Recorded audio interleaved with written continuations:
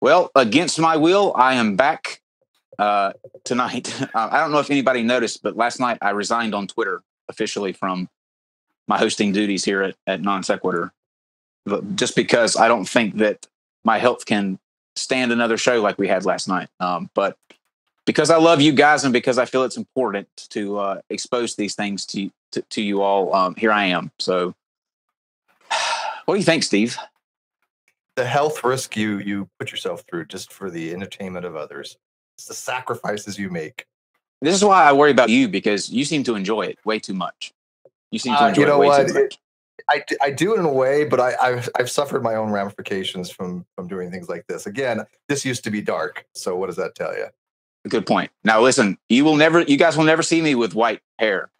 If I have to start dyeing it, I will start dyeing it. But I refuse to submit to the gray hair, Steve. Arn on his Facebook page said I look like Moses. You do look like Moses. Hey. Well, Thanks, welcome Arn. everybody. You're watching Non-Sequitur. I'm Kyle Curtis. We are always joined by Steve McRae. Dave is in the back producing, and we have a full house of the complete opposite from what you saw last night. So on the spectrum, go as far right as you possibly can. Not politically, but on the, how can I say this without being too mean, Steve? On the intellect scale, on the brain scale. Keep going. But Dr. Stephen D. Mattei hopefully will be joining us. Maybe he had some other issues, so we hope we're going to be able to bring him in shortly. But there in the middle up top is the cutest couple on the planet. If you're playing the drinking game that a lot of you Non-Sequitur viewers often do tonight, your instructions are to take a shot every time they look at each other with that stop. And yes, it's quite classic. Love it. But welcome, guys. Welcome back. And to their right, one of the most requested repeat guests that we have. She is brilliant. She knows all things Egypt.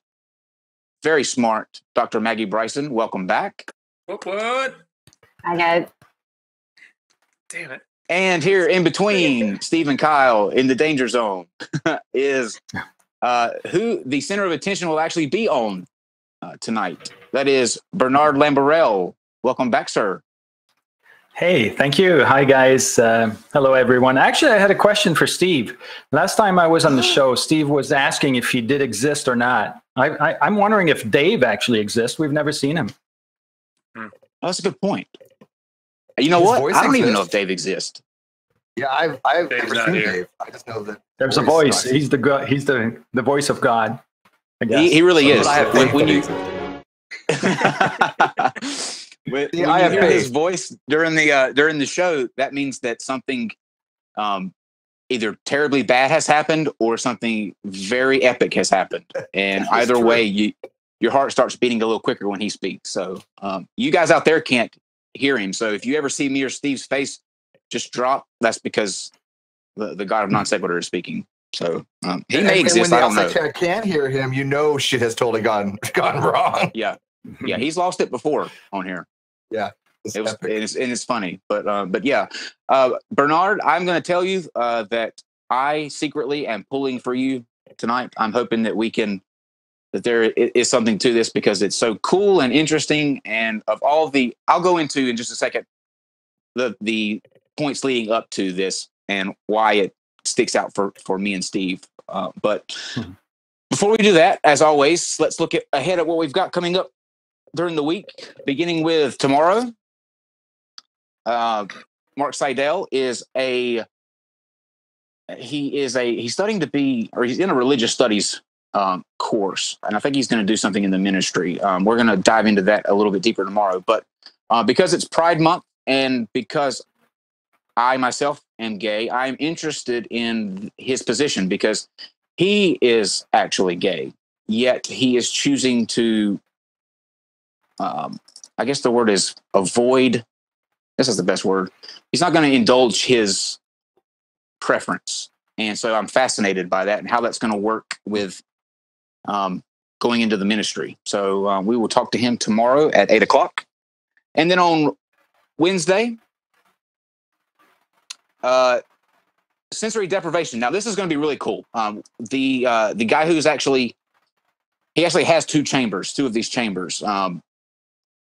He is going to be with us, and a field reporter is what I'm going to call them. We have our senior sensory deprivation correspondent out in the field in Dallas, Texas. He's actually going to this location where the tanks are, and we're going to get an interview with him before he goes in and after he comes out, immediately after. And we're going to show that footage. That's taking place tomorrow night, but we'll actually have the interviews on Wednesday. So really cool thing with how that works. I've read a bunch of horror stories about people feeling things swimming beneath them, all kind of stuff. And so it's going to be very fascinating. That's Wednesday at 8:00.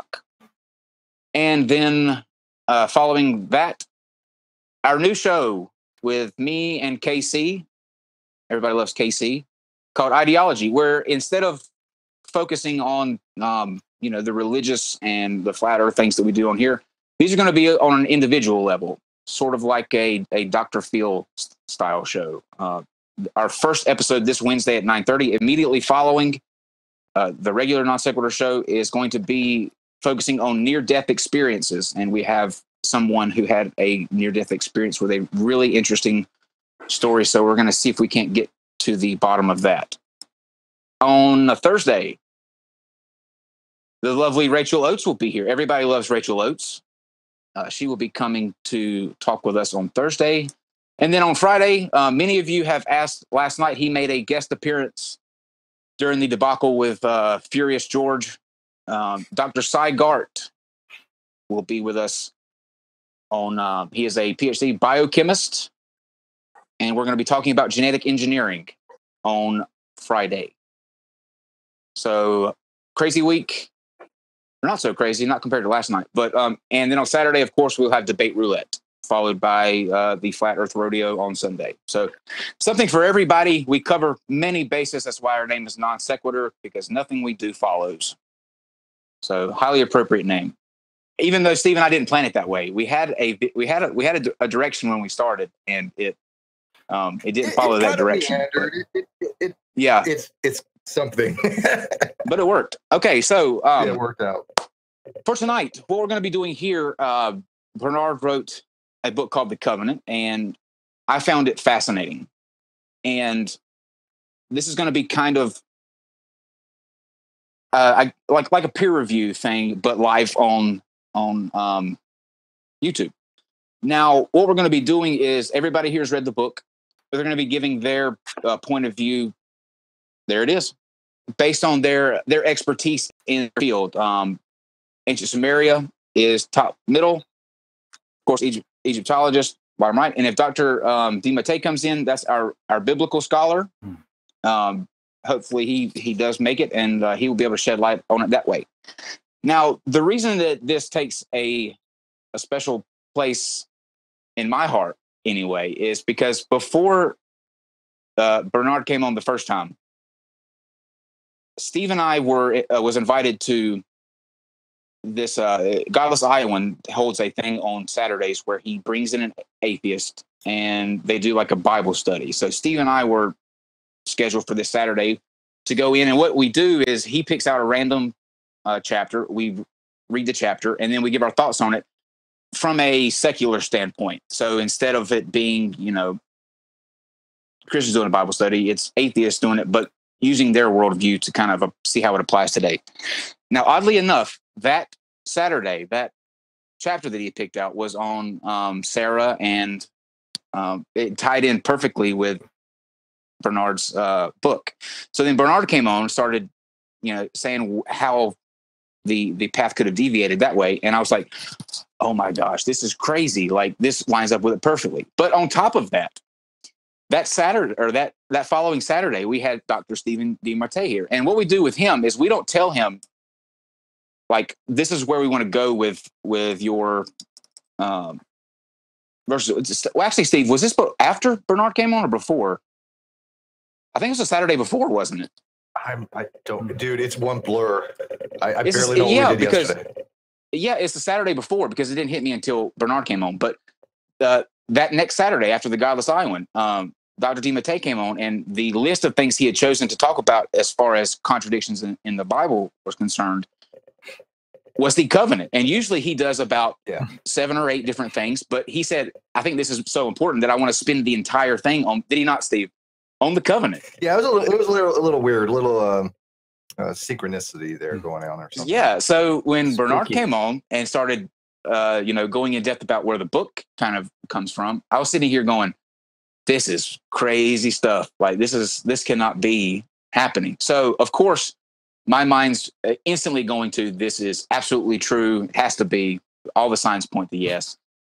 But then again, I am not an expert. So that's why we brought in actual experts who can shed more light onto this. And we're going to get to their thoughts here in just a second. But I figure, Bernard, this would be a good time for you to introduce yourself and then give us a synopsis of the book for people who just may be tuning in for the first time tonight so that they can kind of be on the same page.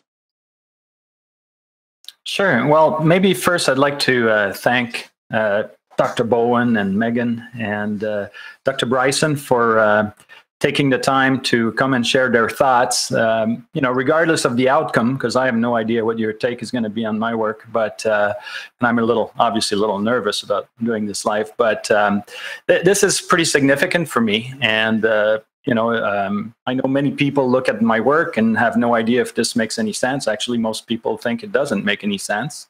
So just getting your thoughts as to whether or not you felt there was something of value in there, is something that I'm very thankful for. As for the work itself, well, what I'm trying to do in the covenant is to offer an alternative interpretation of the story of Abraham. And what I'm arguing for is that the covenant actually took place. So against what scholars think, scholars believe that the story of Abraham is a myth and has no historical ground, I'm trying to argue that the story actually has a historical background that dates from the Bronze Age, but that it was actually a secular covenant that was made between Abraham and a Mesopotamian king with the objective of essentially controlling the Valley of Siddim, which was a trade corridor between Egypt and Mesopotamia. And so, in a nutshell, that's the premise of the work, and I'm trying to offer the arguments that I've been able to come up with, and I'm here to basically get us, hear back from our experts here to figure what they thought of this work, if it's completely lunatic or if there's any value. And what's interesting too, to add to my already going conspiracy, is that we do have 2 experts that we're, the show is really good friends with. I mean, because we have them on all the time. And he just talked about the road from Mesopotamia to Egypt, and we have 2 people from both ends here. So, I mean, I don't know if you've picked up on this, but the events that you've described actually are concordant with the 6 days of creation in Genesis. So, oh, now you're just mocking me. Now you're just mocking me. Totally is, by the way. I see how this is. Get that mute button ready, Dave. No. Well, let's start in ancient Sumeria then with now remember, guys, watch for the look. Just watch for the look. But let's start with you guys and kind of tell us where you stand. And let me ask you this first, Bernard. Is there anything like, I'm trying to think of the best way, instead of just, do you want to open it up, or do you want to like start it on a specific point in your book and see what the thoughts were on that, or you just want to kind of let them give an overall basis of what they thought and then kind of stem from that? Yeah, I think, I'd love to get a sense of, first of all, from the big picture, I mean, what was their general impression, and then, obviously dive into any specific issue, Sure. And concern about what they think or areas that should be improved, or, or I'm totally out of the field here. Okay. So you well, want we'll a dissertation defense? Is that what we're? That's what we're talking about. Oh, Dissertation defense. Lord. Well, I mean, Well, we I'm need to get one curious. person in here then that's never heard of the book, right? And then have them ask an A question. Exactly. What is this Abraham? Where Is it a is country? Master taken? We can see if George is available from last night. Anyway, we'll turn it over. There you go. We'll get George. Yeah, we'll turn it over to you guys and kind of give us your feel of what you thought. Okay. Oh, I mean, honestly, I mean, I think it's a good read. You know, I think that if you're watching, it's worth reading. Generally speaking, when I'm asked to take a look at something to give my thoughts on it from an academic perspective, it's just complete rubbish. And I mean, Bernard, I don't agree, but you've put a lot of effort into it, and I mean, I think that's you've clearly. It's very well researched, and that does come through in the writing. Yeah, I mean, there. So I want to say some good things about it. Sorry, that was very transparent. I didn't mean it that way. No, but I do think that it's nice to look down and see that you cite Mark van der Merap, for example, as opposed to a Google search or something. So I mean, I think that was comforting. And honestly, it was a little frustrating because I was somewhat pressed for time when Kyle initially asked me to look at it, and I was hoping that I was going to see website citations and then go, okay, this is nonsense. You don't have to worry about reading it. But then when you were actually citing real people, I was like, damn it. All right, I have to actually read this thing. So thanks a lot. I guess. Thanks.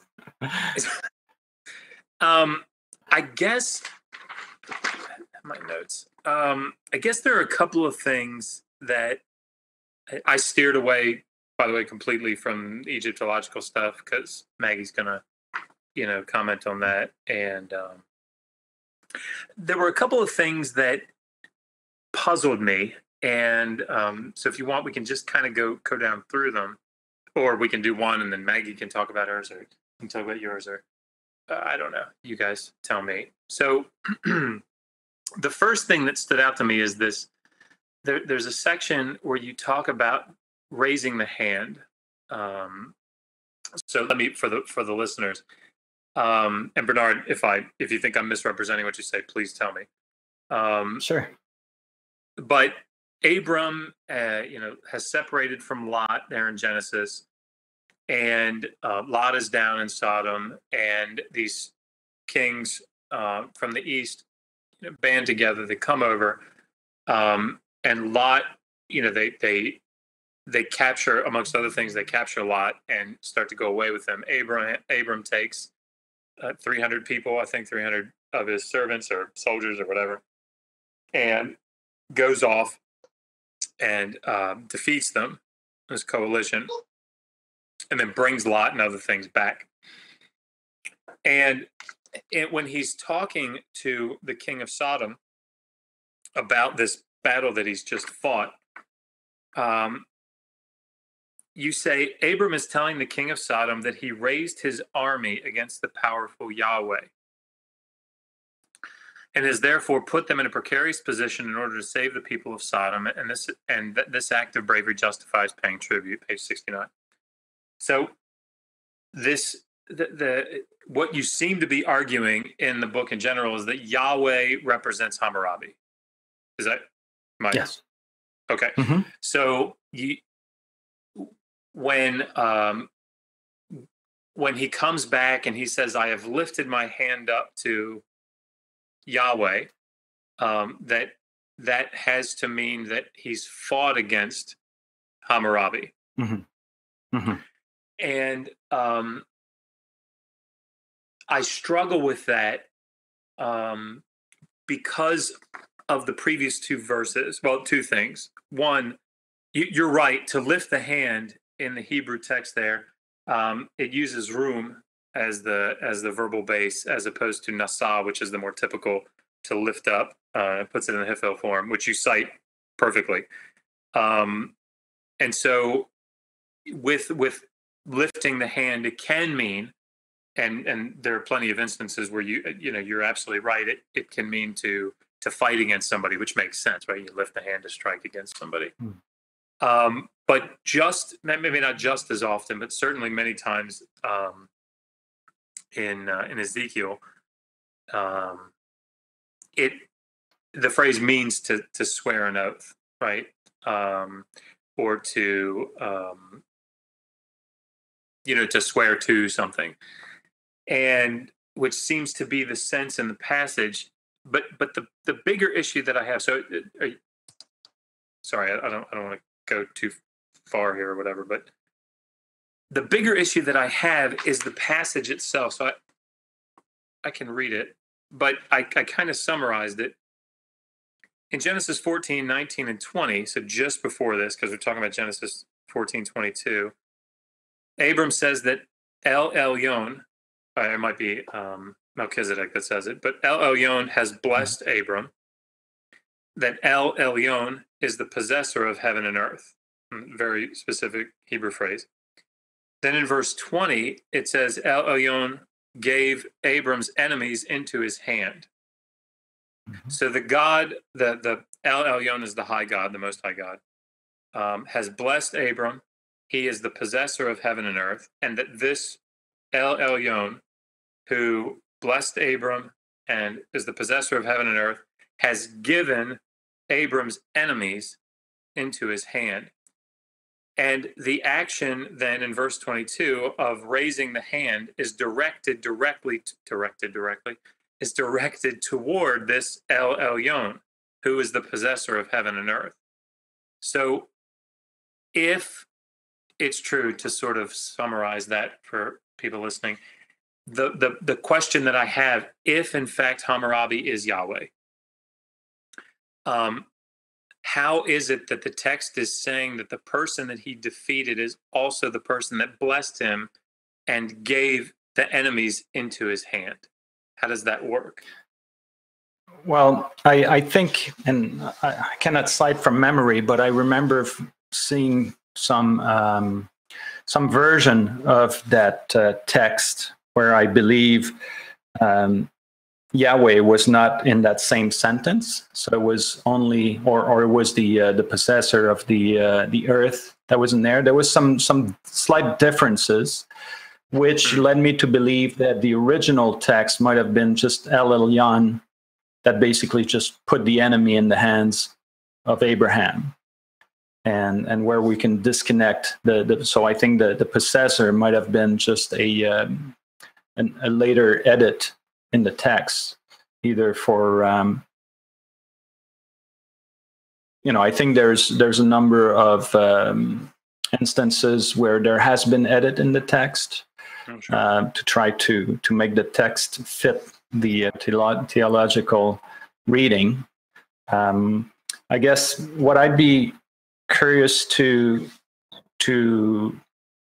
hear from you in terms of the overall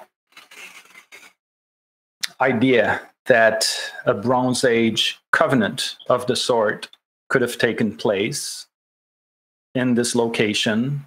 I personally haven't found, and I explained that in the book, I haven't found any evidence that Hammurabi could have extended his power all the way to the Levant. And I also mentioned in the text that for me, Hammurabi seems to be the most likely figure, but I do not believe that it has to be that way. It's just that it appeared to me to be the most likely figure. I tried to demonstrate and provide some evidence for that. But I would have loved Dr. Matei to be here, because a significant portion of my argument that I try to offer is based on the fact that, Genesis 14, which is, as you cited, the section where the 4 eastern kings come and subdue the people of Sodom, happens just before Genesis 15, which is the first covenant. And then, soon after, we hear that in Genesis 19, God wants to destroy the city of Sodom. And so in Genesis 14, you have humans trying to subdue the people of Sodom. And in Genesis 19, you have a divinity trying to subdue the people of Sodom.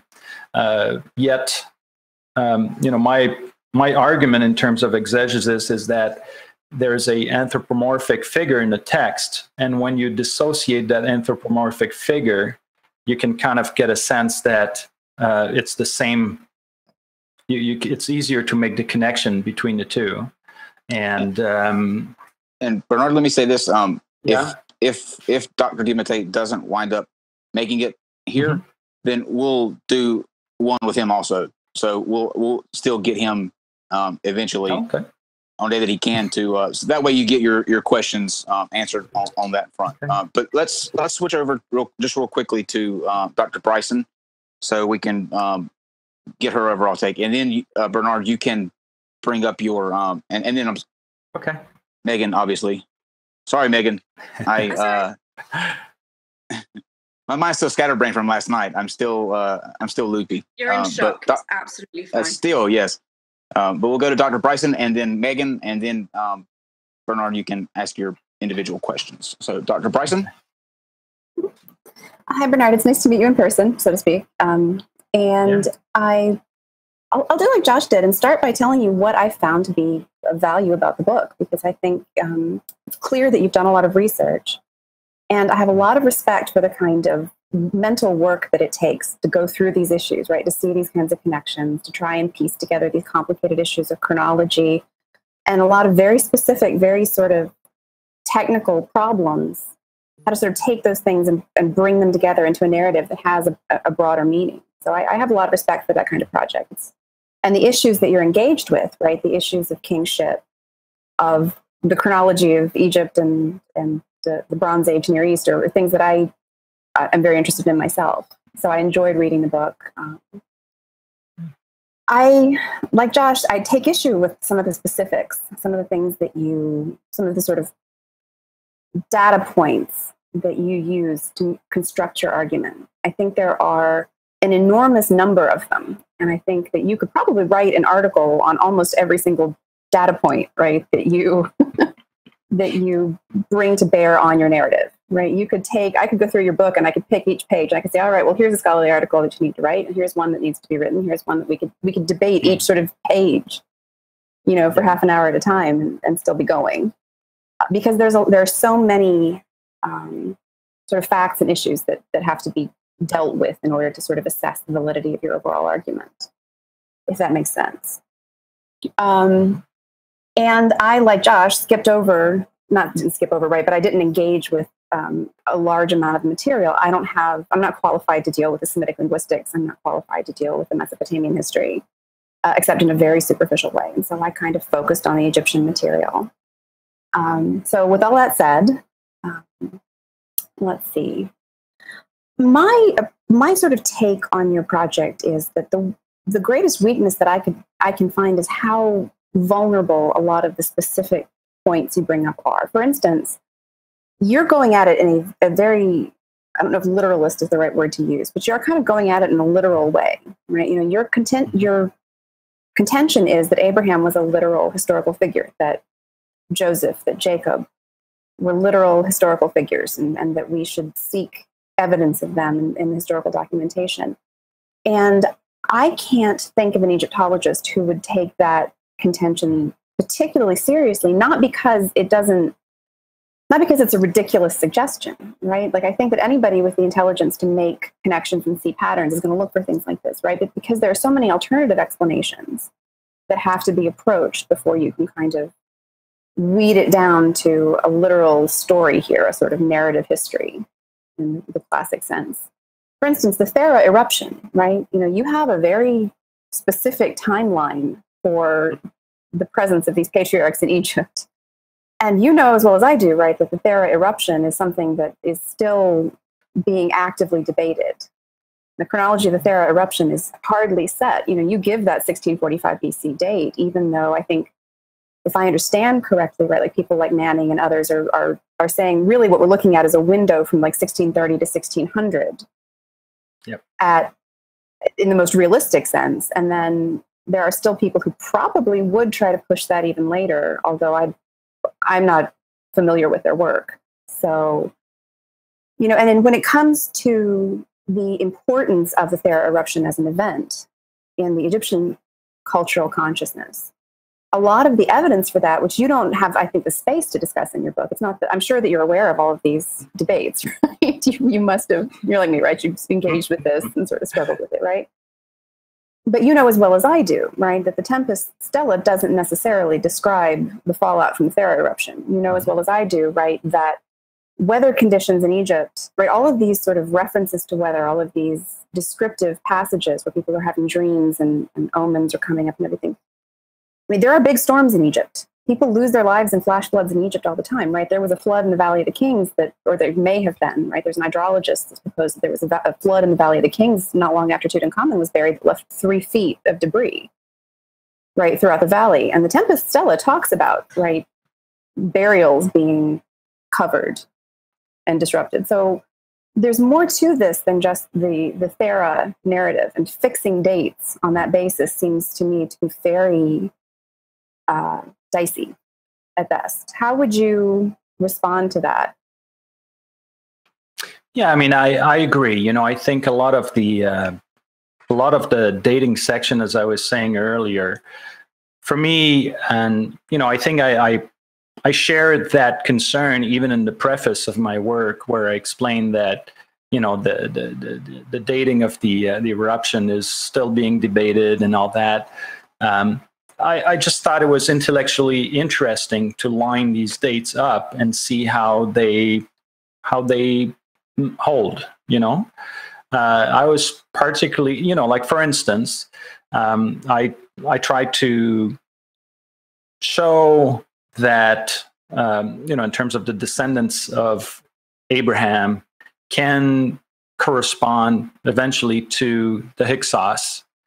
And, you know, I try to argue that perhaps, you know, we have Jacob, that might be Jacob Her, that we have, you know, the descendants of Jacob, Joseph being Jan Seth, that his son, Yanesi, never inherited, just like in the Bible, Manasseh doesn't inherit. And just kind of line up the, you know, I just tried to see if the date could even fit, you know, and it seemed to want to fit. But again, you know, for me, the bulk of the work, or the essence, the nut of the work has to be around the text, in terms and the idea that this text should be read as a secular text as opposed to a religious text, that the idea of a secular covenant taking place during the Bronze Age is a realistic proposition, that it offers at least an alternative hypothesis for just the idea of a myth, you know, because that's what scholars today tells us. You know, the story of Abraham is a myth, and that's it. They leave it at that. And they have a hard time explaining, well, how did we go from Baalism to Yahwism? How did that happen? How did that evolve? You know, and there's, what I've been trying to do is just kind of find, and I agree with you, it's very tenuous. I mean, somebody suggested a couple of years ago that, you know, there's, as you said, exactly as you said, you know, there's so much there to dig into that, you know, I'm only scratching a surface, and I'm, you know, I'm also trying to put that in the preface that, you know, people should not take this book or this idea as factual. You know, it's a hypothesis that needs to be put out there. It needs to be debated. I think it's worth considering. And so I will not disagree, and especially on the part related to Egypt and any connection with Hammurabi. For me, those are the weakest area of the book. They seem to fit well, and I've tried to argue that there could be a connection, but I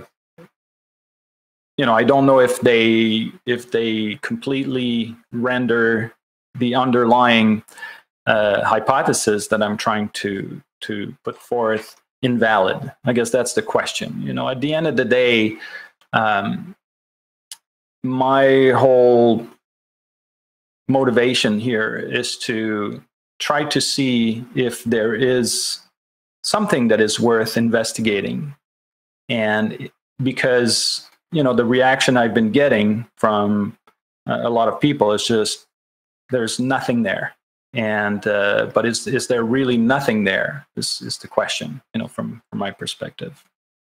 Well, and from a literary and cultural standpoint, you touch on some issues that people do bring up, right? Like this question of what is the relationship between, like, for instance, like Jan Assmann talks about the relationship between the Exodus myth, right? And whatever historical reality might have underlain it, right? Like in sort of from a theoretical perspective. And those kinds of issues, I think, are very interesting.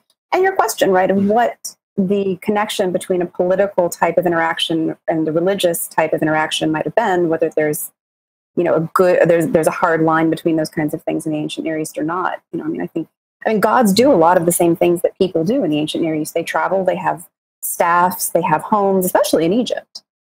So these are all very important, sort of broadly speaking, important topics, right? And I'll let Megan go ahead and weigh in, but there are a couple of issues that I was wondering if you'd engaged with that we could talk about later, to sort of just get away for a moment from these specifics, where we sort of get into this back and forth of us demolishing something from the perspective, right, of hardcore Near Eastern history.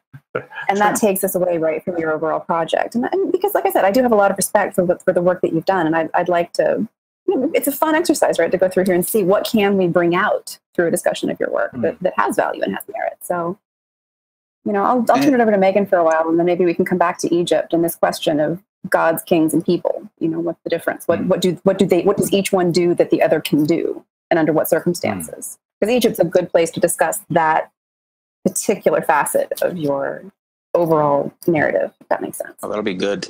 That's a good idea. But I will say, Bernard, it does take a lot of courage on your part to come here and, listen to, people sort of eviscerate some of your ideas. So, hats off to you for wanting to do that, because most people, I think, would be closed-minded to the possibility of sitting in a hot seat and, letting people...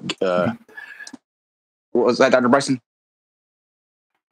I was going to say, don't think of it as an evisceration if you can. That's one of the worst, like as a graduate student or recent graduate student, right? If you get into this habit of thinking of things as an evisceration, right? If you get your identity wrapped up in your work, you run the risk of getting discouraged and not going through with projects that are otherwise that could be valuable, right? I don't know if Josh, if you and Megan have found something similar, right? But these issues, right? These sort of matters of fact that can be debated need to be debated openly. We need to be honest with each other. We need to bring them out into the open and just go at it.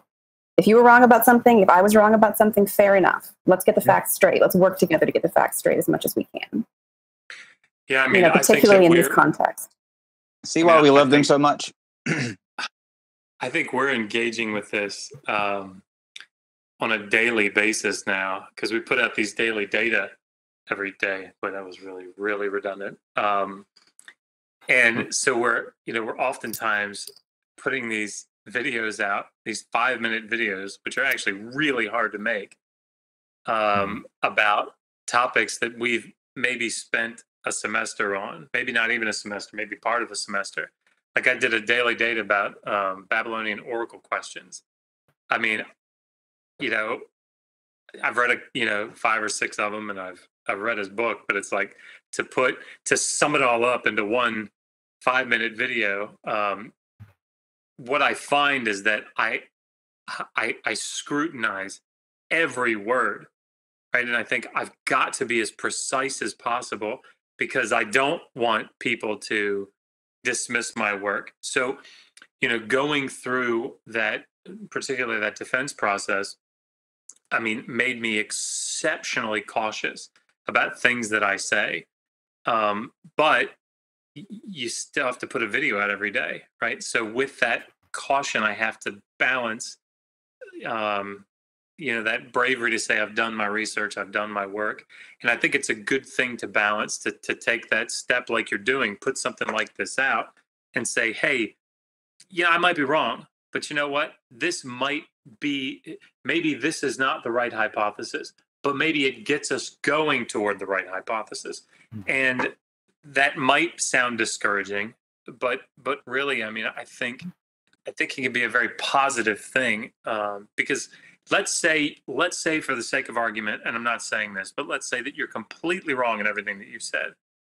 All of the research that you've done has laid this groundwork for you to then come back and say, well, now, wait a minute, I can now see other connections because I've had to read this vast corpus of stuff. Now I can focus in on one thing or two things and I can make those connections. And I think this is actually really, really healthy. And kudos, seriously, this is tough. And I really like you. So I think that maybe helped. Okay. Let's hear from Megan and hear her thoughts. Which, by the way, Steve, maybe that's our problem, that we don't scrutinize enough and we just throw caution to the wind. Maybe that's why we run into some of the things. Totally like that. Yeah. I don't. Okay, go ahead, Megan. I think just to echo what Josh and Maggie said, it's incredibly well researched. Sorry, my cat is trying to make friends with the book. It's incredibly well researched, and there is just so much in there, and it's a fascinating hypothesis. It really is, and I'm not surprised you've got some kickback from it, because you're right. There's a very set way for scholars to view biblical books, and you are kind of taking a very brave step well outside the accepted canon of scholarship, which is difficult. And it's even I don't know if you're right, I don't know if you're wrong, but it's very interesting to think about, and it's very interesting to talk about. And I mean, there's a lot there to think about. The Middle Bronze is a time of huge turmoil, and you have kings making these covenants with each other, swearing oaths to each other, and then saying, well, screw you, I'm going to keep your soldiers and then go and attack these people over here, and you just have to deal with it. I do wonder about the specific time period you've settled on, simply because the reign of Hammurabi is extraordinarily well documented. We have so many letters and so much information about the political situation of the time. We know who the major alliances were. We know who most of the minor alliances were. You can see the power play between the east and southern Mesopotamia, and then up west in Mara. You can see that really, really clearly in the evidence that has been uncovered, which gives me pause for thought with you settling on Hammurabi as a potential king that Abraham made this covenant with. And the other thing that really jumped out to me was your use of the sexagesimal system. And I would like to talk to you about that and just get a fuller understanding of how you think Mesopotamian dating works, because the way I understand it, if I have 100 bananas and I work on this, my brain works in the sexagesimal system, and Josh works in the decimal system, and I give him my 100 bananas, it's still 100 bananas, regardless of what numbering system we're using.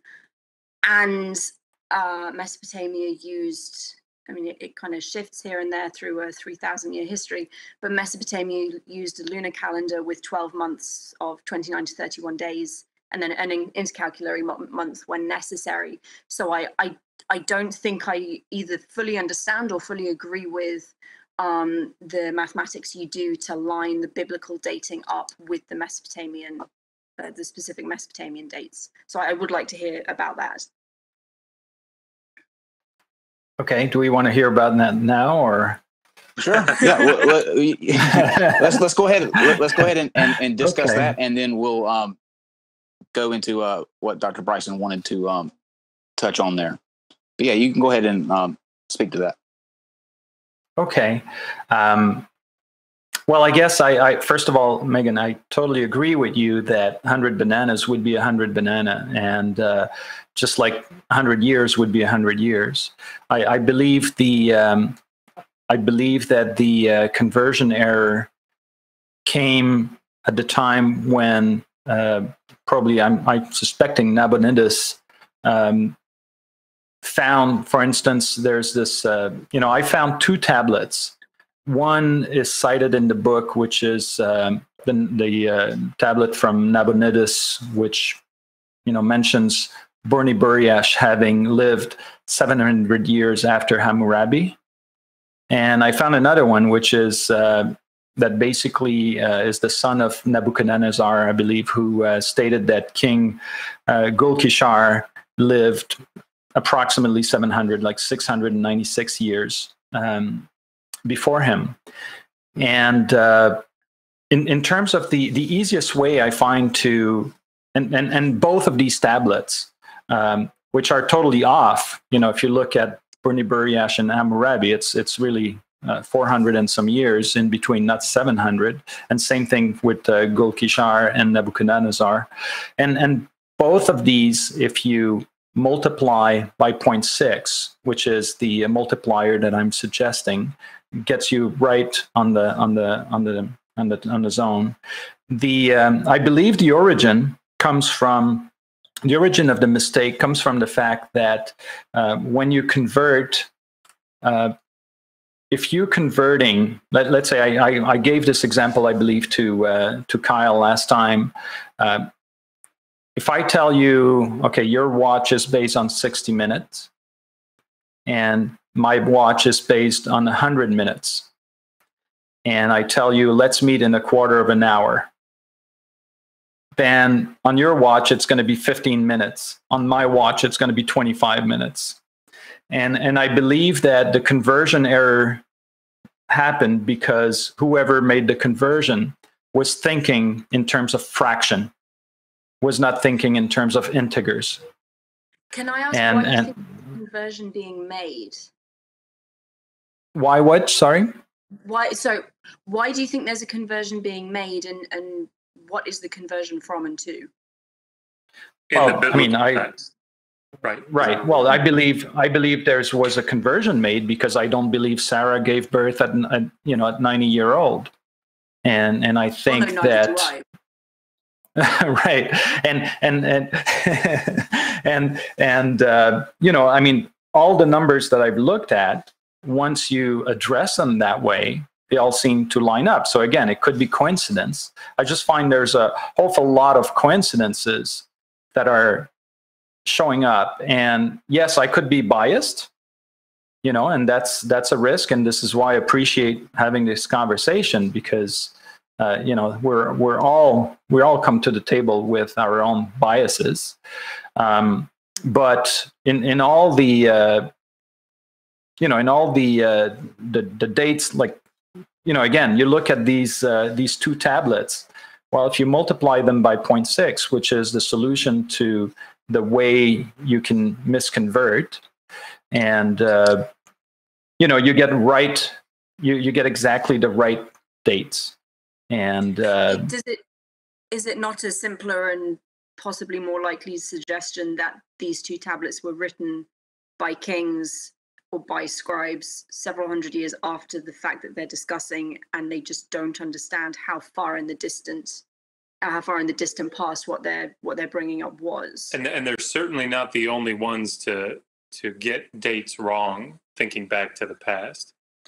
And I think maybe that's, if I could, that's maybe my wider concern in all of this, is that there's a leap that has to be made. Let's assume on these 2 tablets, let's just assume that it's not a mathematical error that they're making, right? Let's assume that they're really, they really are trying to be precise and they really knew the years, but they made this conversion mistake.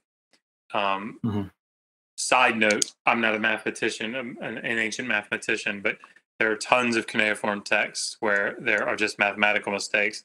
Eleanor Robeson, I read an article this morning, Eleanor Robeson had to start off the article by saying, here were the 14 errors that the ancient scribe made. Okay, this is what happens.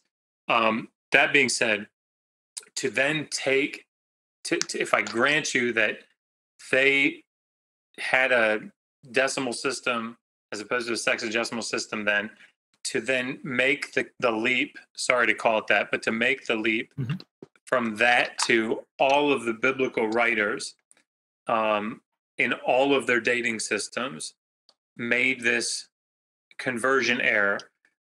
There's a big distance between those two data points.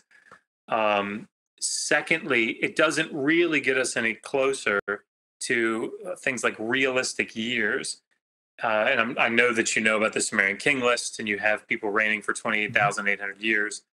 And even there's this argument that from the biblical text, you have these long reigns before the flood, but after the flood, then they get more realistic. Yeah, they get more realistic. They're only 450 years old instead of 969 years old. Which I don't know is more realistic. Secondly, the same sort of thing happens, as you know, in the Sumerian king list. But even then, if you go down through the Sumerian king list, the reigns start to get more normal coming into like the Is and Larsa period. But there are still these spikes where you'll have somebody reigning for a couple hundred years, and you go, no, wait a minute, what's going on here? So I don't think that the solution is so simple. To say that it's a calculation error, because we see it, in Nabonidus's reign in the 6th century with these two tablets, that answers the question to all of the problems that we see in the past. And maybe that's not what you're arguing. That's just how it seemed. So sorry, I've talked a lot. No, not at all. Well, first of all, I think the 400 years is it's not post-Diluvian, so it's pre-Diluvian. After Diluvian, the only date that is still in, as far as I'm talking in the Bible, okay? Not in the Sumerian king list, but in the Bible, I believe, I could be mistaken, but the only date that still seems unrealistic is the death of Abraham, which would be at 175-year-old. That even if you convert that, you're still very high. But for everything else, and I'm providing one example, is for the correlation of Exodus. There's two ways you can calculate Exodus in the Bible, from the Solomon Temple and from the descendants of Abraham. And in both cases, if you use 0.6, like first of all, if you don't use 0.6, the dates do not match. You end up in different places that are totally non-connected. But if you do use the 0.6 multiplier, both dates point to the, within an error margin very small to the Battle of Kadesh. And is that another coincidence or not? Sorry. Oh, okay. I don't want to jump back on your thing. So again, I totally agree with you guys that every single one of these arguments doesn't stand on itself. On itself, you can probably dismiss it. But I'm having a hard time convincing myself that the sum of them all is coincidence. The problem, and it could be. The problem I have with that argument is that if you have a lot of little arguments that can be explained in other ways, that just because you have a lot of them, for me at least, doesn't make the whole argument more valid just because of the quantity. I would have liked a couple of stronger, less debatable points, I think is what I'm saying. How you would do that, I have no idea, because like I said, you're a bit of a trailblazer in this particular regard. You're not building on the work of people who've come before you, because what you have is a completely new and different idea. Right. Let's hear from Dr. Bryson. I was going to say, anytime you're writing history, the question of how much weight you accord to converging lines of circumstantial evidence becomes a real problem. You know, and unfortunately, the more you try to make the case for any one of those lines of evidence, the more you're setting yourself up to be brought down, right? The more fronts you're trying to fight on at one time, the more likely you are to spread yourself thin, right? The more likely you are to, you're inviting, right? You're sort of begging the question in each individual case. You're begging so many questions, the more of these very specific arguments you try to make, that you run the risk of your entire work just being sort of pitched over the side wholesale, right? Because frankly, no one wants to deal with that much detailed backtracking and fact checking. No one wants to go back through and perform every one of the calculations you performed in order to check you. As Megan's saying, right, there are so many different explanations for a lot of these lines of evidence that you've adduced, or a lot of these points, right, that you've brought up. And nobody's going to want to go behind you and fact check every one of them. We could spend the whole night here doing that, right? Like, okay, let's get these calculations out.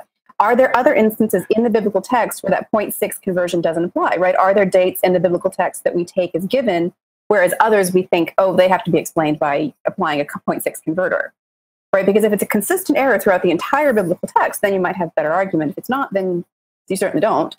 Well, and the same thing goes for the Egyptian evidence, right?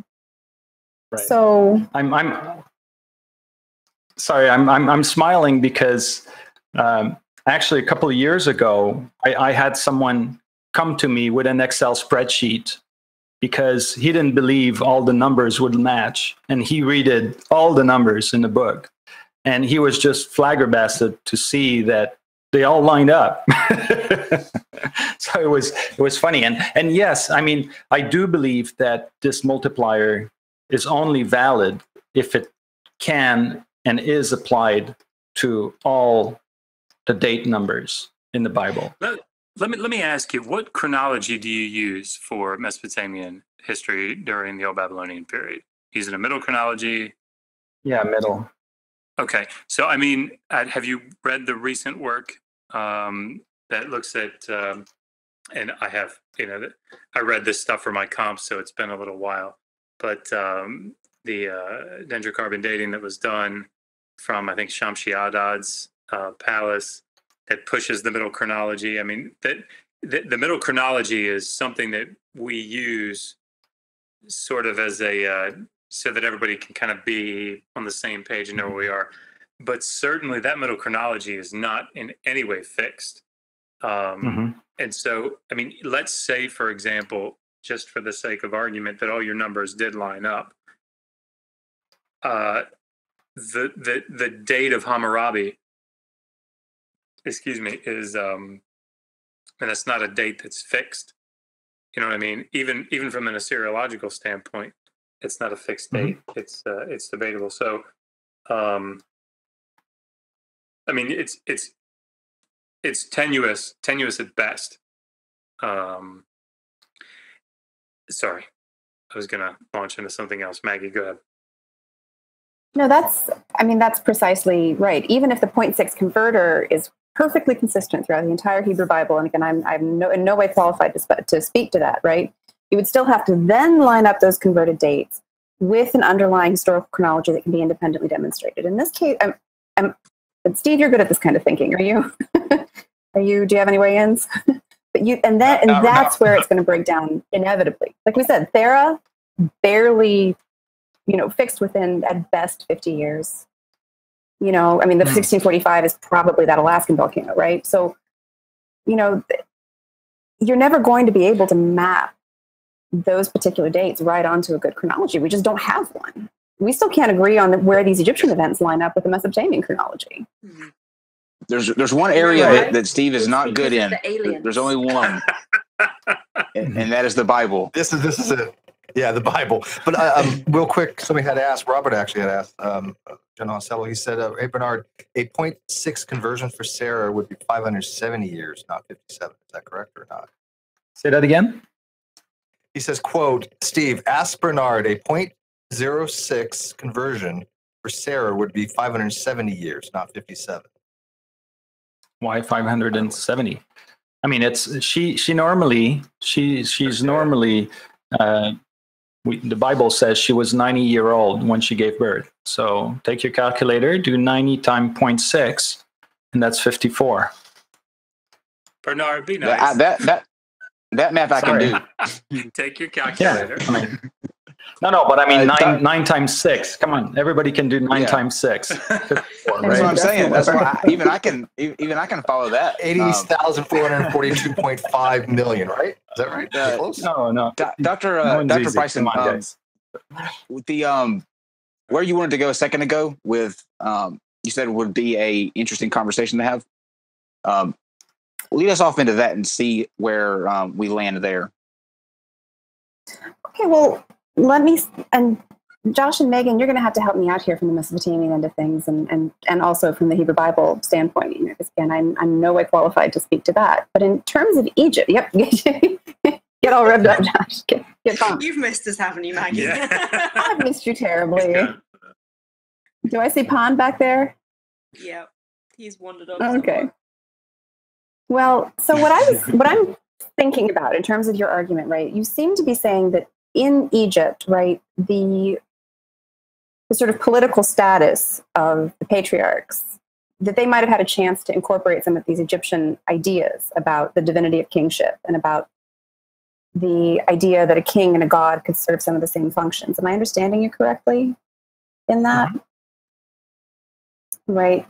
What do you think of the sort of fact that in Egypt, the actual conversion seems to have gone the other way? In other words, rather than gods acquiring or kings acquiring the sort of, so there's kings can acquire the functions of gods, gods can acquire the functions of kings. But in Egypt, we do have actually a demonstrated instance where a god took over some of the roles of a king, right? The god Amun, at the end of the Ramessid period, so long after the period that, or, you know, some centuries after the period you're talking about, is a period when the god Amun begins to fill some of these kingly roles, right? He can, you know, in different forms, he can, you know, settle legal disputes. He can send out emissaries, you know, like Amun and the report of Amun. He can do these things, right? But it's the period of the theocracy of Amun. Right? So we have an actual instance where something akin to that happened. But it's later than the period that you're discussing, and it seems to have happened in the context of a Libyan sort of cultural shift in the Egyptian kingship, rather than in the context of an interaction with the Levant. Is, you know, talking about these sort of other ways of looking at it, right? Like, what do you think of that, for instance? Well, in terms, you know, I start from the biblical text. I look at the biblical text and I try to understand why, if you look at scholars today and the way they see the story of Abraham, they look at it as a religious text. From their perspective, Genesis 14 doesn't fit in there. And there's all kinds of inconsistencies and incoherencies in the text. And yet, what I try to argue for in my work is that, first of all, I try to see how they came to that conclusion. And I try to pose a different premise, which is the premise of a mortal Lord. And so what I try to do is to demonstrate that the story makes more sense if you embody the characteristics of a human being in the story that is understood as a religious story. So it's I can, you know, it would make sense if the story was a religious text. It would make sense, you know, you could presumably look at the biblical story, again, if you keep looking at it as from a religious perspective, to eventually take that approach. But what I'm arguing in favor for is that the text actually makes more sense when it's an actual human being that is making this covenant and try to justify why and the motivations behind it. And I try to. Yeah, I guess sort of what I'm getting at is, right, in the Egyptian context, at least, there are instances in which gods, you don't need a human king necessarily. Gods can sort of step in and fill those roles. Does the same thing happen in Mesopotamia, where you end up with cases where people will appeal to a god the way they might to a king or a vizier or other high government official? Yeah. I mean Hammurabi appeals to the laws, and that's the whole thing with oracles, is people directly appealing to the gods for help. Right. Right, but in Egypt, at least, right, sometimes it does really seem as though they're using the same kinds of language and the same kinds of you're having some of the same kinds of circumstances, right? Yeah. Like it's a very literal transposition. We're not talking about a case where you're appealing as a religious petitioner to a god for something that a king might otherwise do. It's where you're actually treating, in terms of the actions you're taking and the words you're using, you're treating a god like a government official. Right? To me, that would be the issue that you would want to engage with the most directly, right? Like that to me is sort of broader issue of, in the ancient Near East, there just isn't as good a line, right? Like, in other words, there's not really an argument to be had about whether it makes more sense with a king or a god. It makes the same amount of sense either way. Because in the ancient Near Eastern mind, at least from the perspective, in my mind, right, of late New Kingdom and Third Intermediate Period Egypt. And this is exactly the case. I mean, Jakobson early on made this argument. We put a video out about it last week, I think.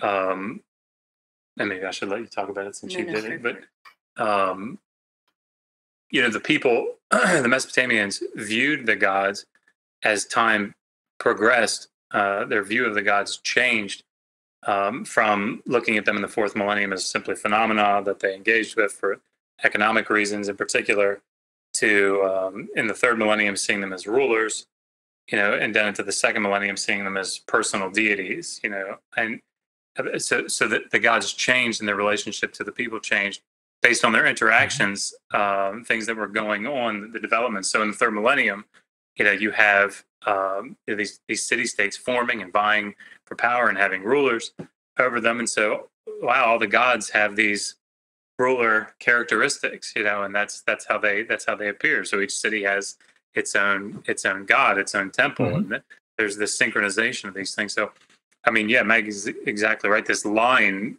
I don't know where it would be, to the point. I mean, to the extent that people like Naram Sin, kings like Naram Sin, deify themselves, and it's not. I mean, it's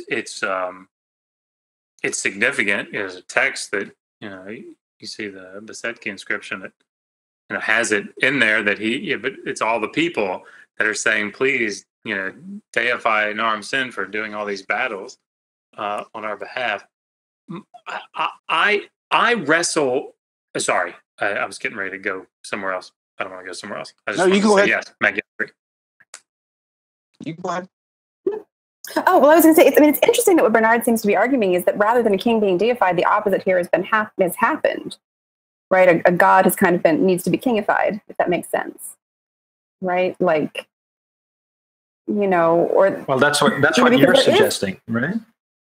Right, there is a separate cult of Yahweh or El, right? This identity between Hammurabi and the God of Israel would be something that was based on that was only applicable in this one specific circumstance, right? Hammurabi had his own sort of kingship on the one hand, and there was separately a cult of the God of Israel, right? And they come together in this one moment and form this biblical narrative, when it seems almost like the opposite is usually what happens, right? A king has to sort of petition for Godhead, but retains his royal identity so clearly, and like in the Egyptian texts, when kings are deified, they're very clearly deified as kings, right? There is an identity between the king and Horus. The king is the Horus so-and-so, or he's the Seth so-and-so, or whatever, right? But he still has a very strong documentary presence as that king, right? That's how he's typically remembered. And kings have divine cults under their own names, right? So you'll have like, you know, Ramses, ruler of rulers, or Ramses, Ray of the rulers, or something like that, right? So it's very much that, like, it's interesting that your perspective is that the identity of Hammurabi would have been completely lost in this process too, right? In a world where there wouldn't, I can't see when necessarily in the Egyptian mind, at least, where that necessity would have existed. And to sort of push a little further on that point, everything is lost about Hammurabi being a human and is subsumed in it being Yahweh, but everything else is historically maintained somehow. Like the years are precise in your understanding, right? They right. remembered the years, but he's not a king anymore. He's a god. That, you know, all the details of the story are absolutely precise, except it's not a person anymore. It's a god. That's to lose the essence of this, it being a human, but to remember exactly how many years it was seems really antithetical to me. To remember all the details, but he's not a king. That's strange to me. It jumped out at me as being strange. Because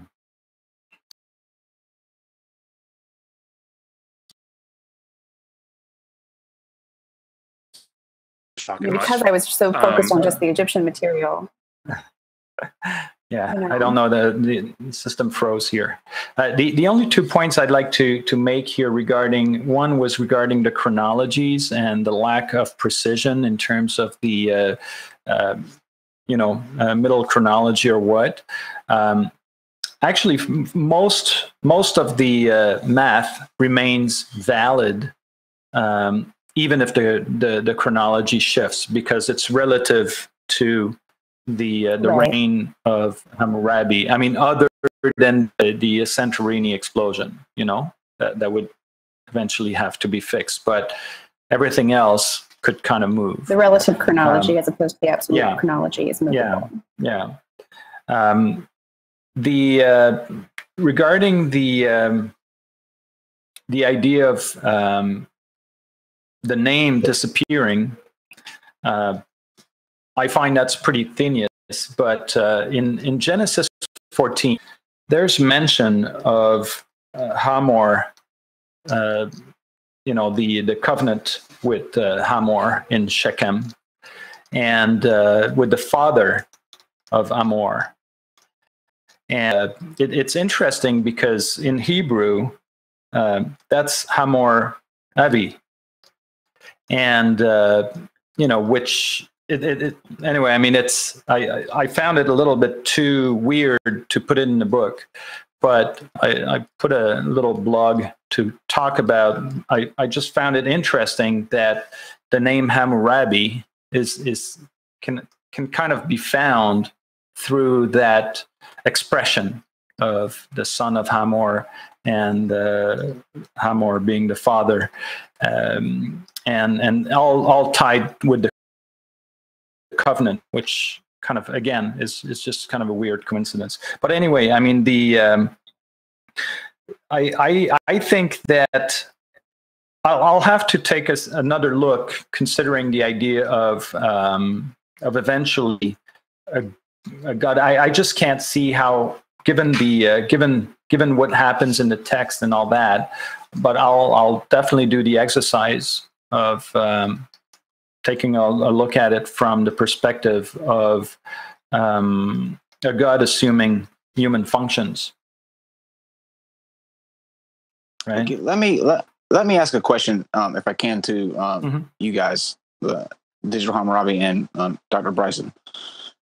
If you take out the name Hammurabi and the lineup of the date, could there be any? Could there be like a case to be built on those facts? Let's say it's not Hammurabi, it's somebody else. It's a different king. Could that hold up in itself without that detail? So this is where I wanted to go. I have a problem with sort of the internal logic of the premise. So I'm going to try to say it back to you, and please correct me if what I'm saying is wrong, Bernard. So it sounds like what you're saying is that this coalition is the word that I'm looking for, of kings comes over, fights, takes Lot. Abram goes over, fights, defeats them, comes back, and whoever the king is, let's not make it Hammurabi, let's say whoever it is. Jimmy the king. Jimmy. I like that, actually. That who's just been defeated says, that guy's pretty strong over there. I need to go over and make him a vassal. Have him kind of take care of Canaan for me. So he goes over, and Abram says, yep, I swear the oath to you.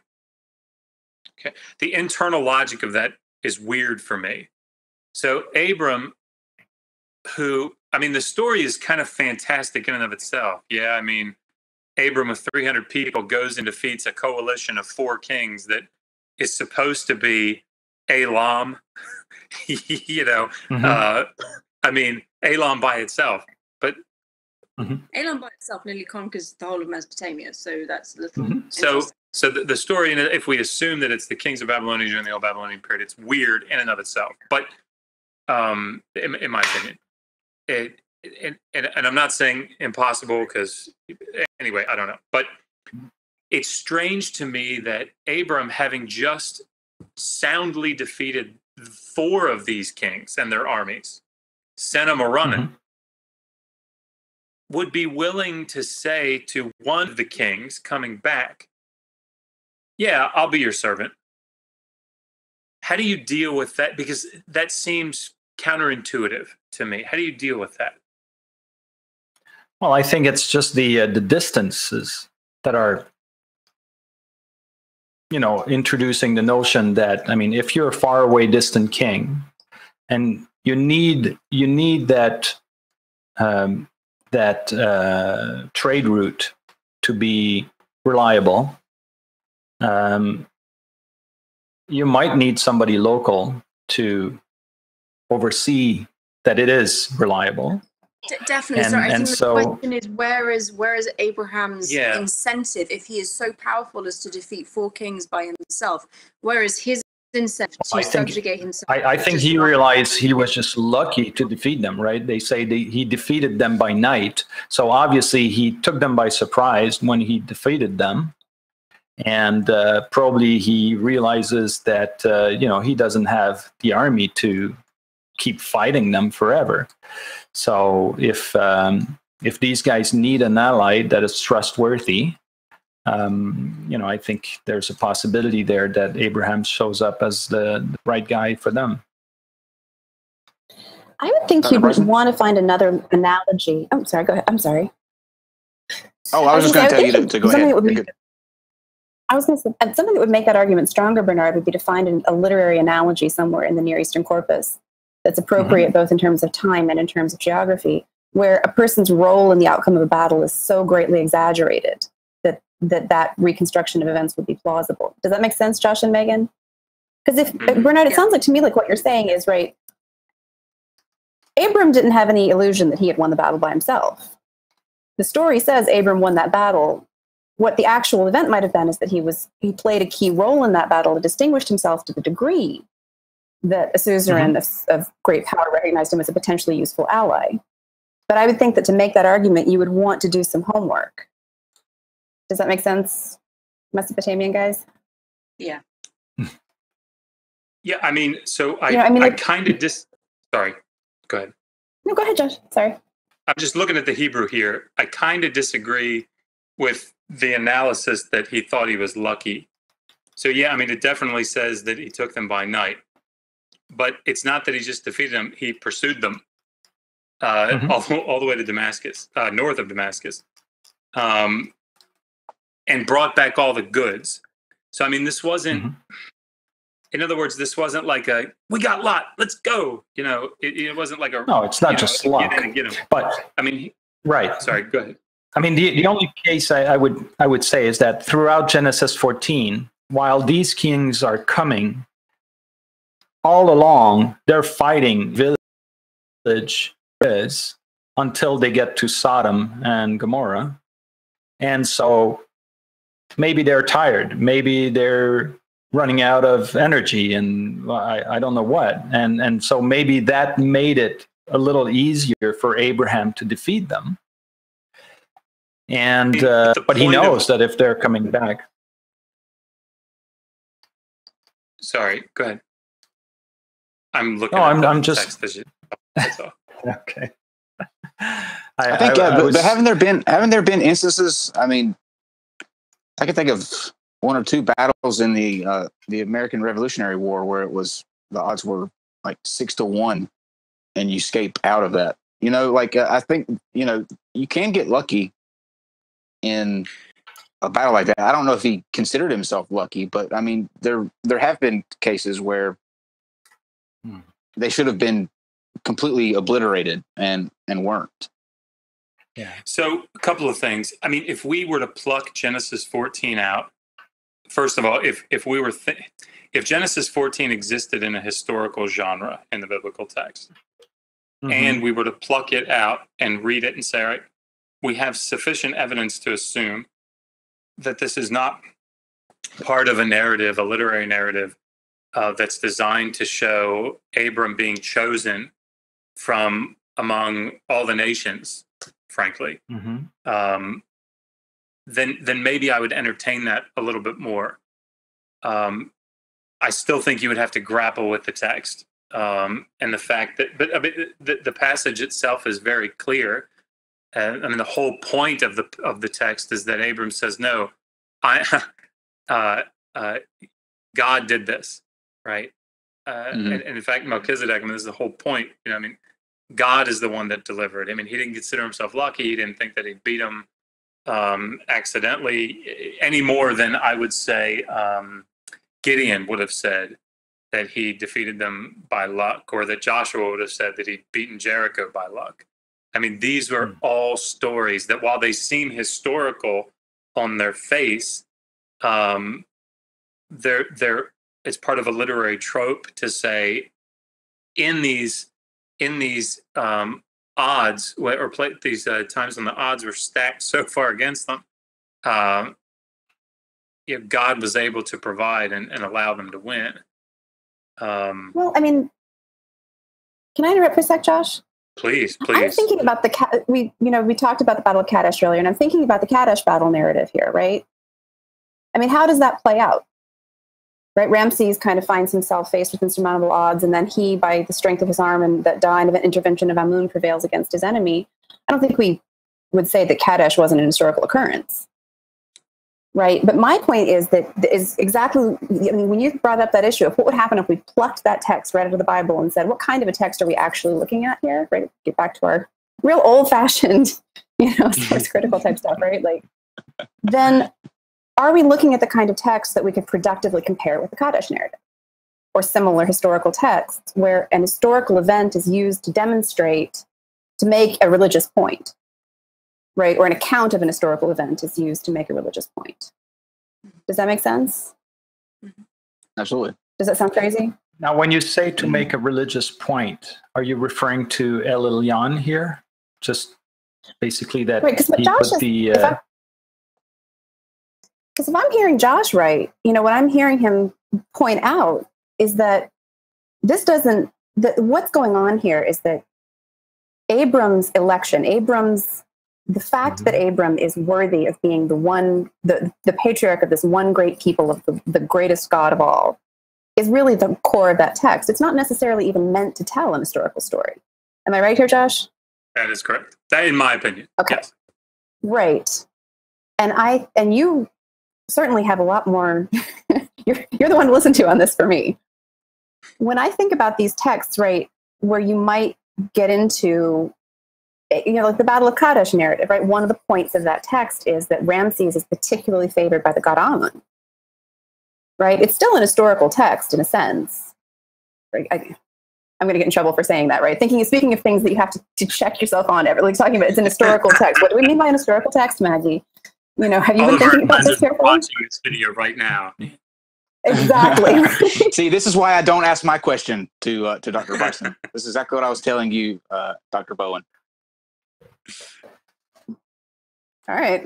Anyway, but I guess what I'm saying is that, you know, I would think, Bernard, that if you were to go into this and like take that very critical text to your point and start looking at what is it really as a text, right? And are there any analogies? Are there any other texts of that type that are better understood with regard to their historical backgrounds?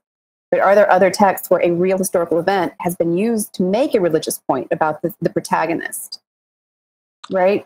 Because if I were Abram, right, and I had led a little unit of 300 men in a battle where I had pursued another unit of 300 men from a bigger force and looted their camp somewhere and brought that back and been recognized for it by a major king, I might want to commemorate that, right? Just sort of going through this process of using our imaginations, and that's all I'm doing here is just using my imagination.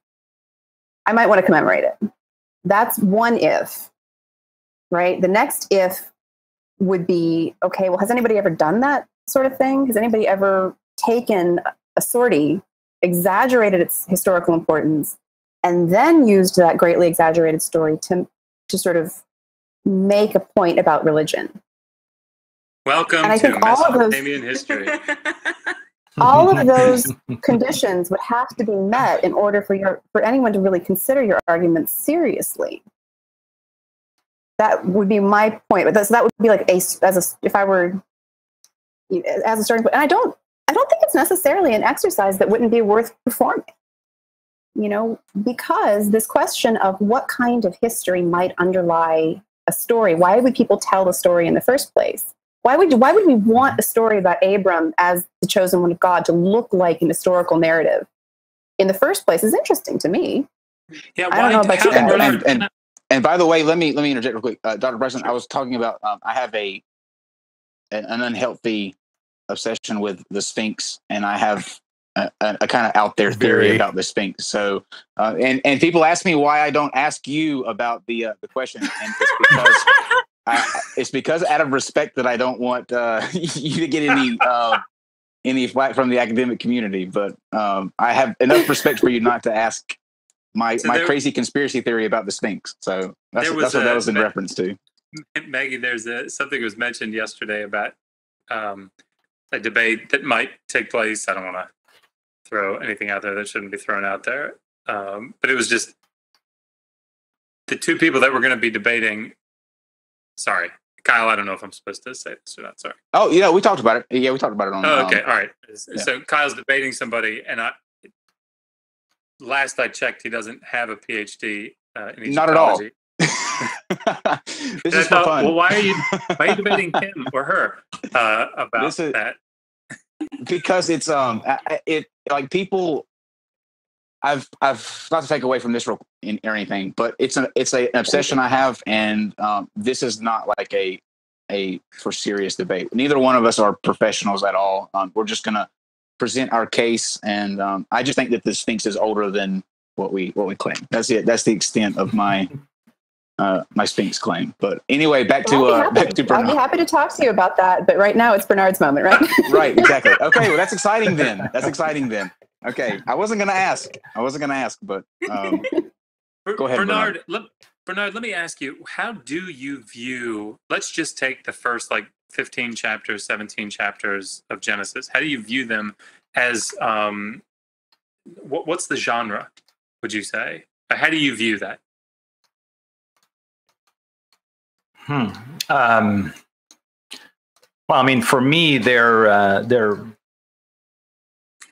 trying to put this I mean, well, first of all, I'd have to say that I totally agree that those stories have been largely influenced by Babylonian stories and mythical story of the regions, and that they've been inserted in the biblical corpus to give credibility and to kind of tie the whole story in the context of the region, to basically give credibility to the story of Abraham and the story of the people of that region. Okay. So that being the case, now I agree with you. Okay. Where does that line end? Does it end that line of mythology? When does it end? Following the Tower of Babel? Does it end, with Terah and Abram, or because I guess with I guess the Abraham reason I ask, myself. I don't want to put you on the spot here, but I suspect that if we were to move into Exodus, for example, the discussion would be just as difficult. It would probably, well, Maggie would have a lot to say, I suspect, because I just wonder how far you would be willing to go with that. In other words, sorry, let me be clear. If we begin in Genesis 12, let's say, or even the end of Genesis 11, speaking as historical narrative, right? We're looking, be it exaggerated, be it diluted, developed, whatever. If we're looking at essentially, Isaiah 39, or I think Kyle's been killed. if we're looking at my laptop fell. Sorry about that. No, you're good. If we're looking at like the Hezekiah story, where you have a historical event, but it's being Like embellished or whatever. Yeah, it's right, historical. exactly. It happened, but it's been elaborated. Right. So at what point does that? Where is that line for you? And if you say Abraham, the story of Abraham is at its core true, does that extend then further? Does it extend up to the Exodus, for example? Well, back Not in the other direction, necessarily. as far back No. as the Noah story or anything. No, like that. I take Genesis 12 to 25 as an exception. And I think everything else is highly embellished, put it that way, or is a mix of religious myth and everything else. I think that I do think that Genesis 12 to 25 is a clear exception, and and we're just to let you guys know, we're a little bit past the 90-minute mark, and Steve just really asked if we are really at 90 minutes, because these always go by so quickly. I did. I'm like, are we at 90 minutes already? We're actually over 90 minutes. That's like blowing me away. But, we're gonna open it up for some questions from the audience, if you have any, for Bernard, Digital Hammurabi, or Dr. Bryson. And just to let you know again, Bernard, we will have Dr. DiMattei come and do a show with you as well, so that you can also ask him the biblical questions that you have. But let me ask the first question. If you take out, let's take out the specifics like Abraham, Hammurabi, and the dates. Take those completely out. Doesn't this seem like on its face more plausible than what we have as religion today, or like how it started? Like you have an agreement between a king and a man over land that was, being warred over or unruly. And over time, as that story gets passed along down generations and generations, slowly the king becomes more glorified because he had the power to do such a thing. To me, that just sounds like it's so much more plausible. Who are you asking, Kyle? I do too, but I'm biased. Just either of you two, whichever one wants to grab it. Can I jump in and start with Josh, and Please. then I'll try to keep it short. All right. Sure. So I'm gonna take the probably unpopular, from a scholarly perspective, opinion here that any situation in which you have a line between kingship and godhood blurring in the ancient Near East is one that I think is worth taking a close look at, and with a positive eye. I think that the kingship and godhood that there's so much overlap in the functions of those two offices in some ritual contexts and in cultural contexts that there is some inherent appeal to the idea. I think in its specifics, it's so hard to defend this particular narrative. But I think that the idea behind it, this idea that gods do a lot of things that kings do and vice versa, is really an important point to make about the ancient Near East overall, at least about Egypt. I would say in this particular context, though, because I agree with you, Maggie, that the problem is that you actually don't have a mixing. I see what you're saying. We're trying to imply a mixing, but actually the text is being, there's nothing that I can see that's necessitates any kind of a kingly role here. I mean, this is a divine role. And as a matter of fact, I would say that that it's a very specific role that's being played that is divine, because it's, in other words, if the text were saying explicitly, the king came down, and we implied that that was divine, or there were specific indicators in the text. And Bernard, I mean, if you see them in the text, please tell me what, let me know, correct me. But I don't see anything overt in the text, anything that can't be unmistakably stated that says this is the action of a king that we're seeing here, and that role is being blurred. It seems actually very clear that this is Yahweh, this is their deity coming down. The only blurring that I see is that we're trying to make Yahweh be that king, and then once we make that assumption, then we can see the blurring that takes place. But Bernard, how would you respond to that? Well, I think there's, again, I'm obviously biased, and I respect what you're saying, but for me, the detail analysis of the text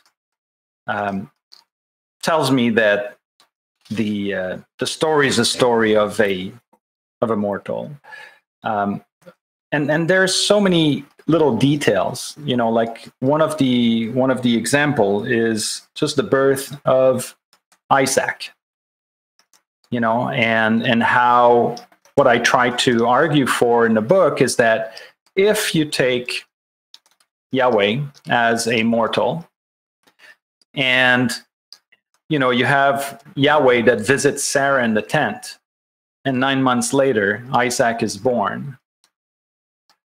Well, if you look at it from a religious perspective, obviously it's the spirit of Yahweh that helps to conceive a child.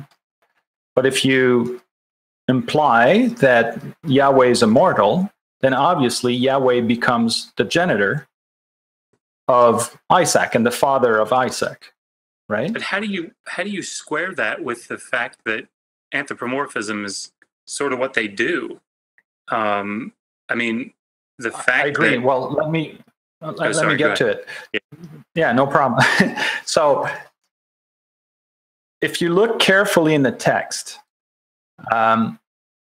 doesn't say nowhere that Isaac is the son of Abraham.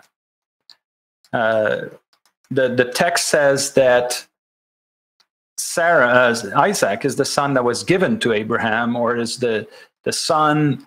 There's a difference, and I don't have the details in mind right now, but there are differences in the way the Bible talks about Ishmael, the relationship between Ishmael and Abraham, and the way Isaac is presented. And Isaac is presented as a son that was given to Abraham. And so in the text, you also have, obviously the famous passage where God, or the Lord, demands Abraham to sacrifice his son, his only son. In the Bible, we have the name Isaac. But for Muslims, it's Ishmael. So again, why do we have Muslims and Jews and Christians agree on the entire story except on the name of that son? And from when you look at it from, again, the perspective of a mortal, it makes total sense.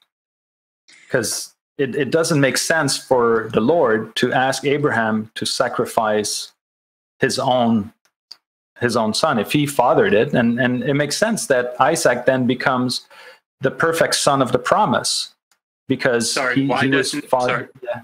Why doesn't it make sense that Yahweh would ask? Well, because if Yahweh, let me throw this in to Dr. Bowen. The other point on that is that if it was a deity, they would have the foresight to know to tell Sarah to go to the right one first instead of having the mistake of sending her to, what was the first guy's name? I forgot. Isaac and Ishmael. It's like Ishmael was the first son. Yeah, no. When she went to go get pregnant by the first person. Hagar is the Egyptian maid, and Ishmael is the son. Right. If it was a deity, I would think that they would send him to the right one first. Sorry, I mean, so we're sort of blurring the lines here between. We have to stay. I think we have to stay inside the. If we're going to talk about Marvel superheroes, we have to sort of stay in the Marvel superheroes world, right? Mm-hmm. But I'm totally DC. Okay, cool. So let's stay in the. We have to stay in the biblical realm, right? We have to stay in that that religious system. So I mean, we can't. Yeah, I don't think we can say. Well, now looking at it here, he should have been able to say, if the point of the text is to show that human beings are trying to solve problems on their own when they should be relying on Yahweh, then the text makes sense. If Abraham is supposed to be sacrificing his only son, because after all of this turmoil of not being able to have a child and then having the wrong child and then finally having this son, God says, hey, kill that son. And Abraham has to say, well, God promised me that I'd have heirs. Because this is what the New Testament text says, right? That somehow Abraham had faith that God would raise him up somehow. Right? So, I mean, I don't know that it doesn't make sense. Actually, I would say it makes perfect sense from a theological standpoint.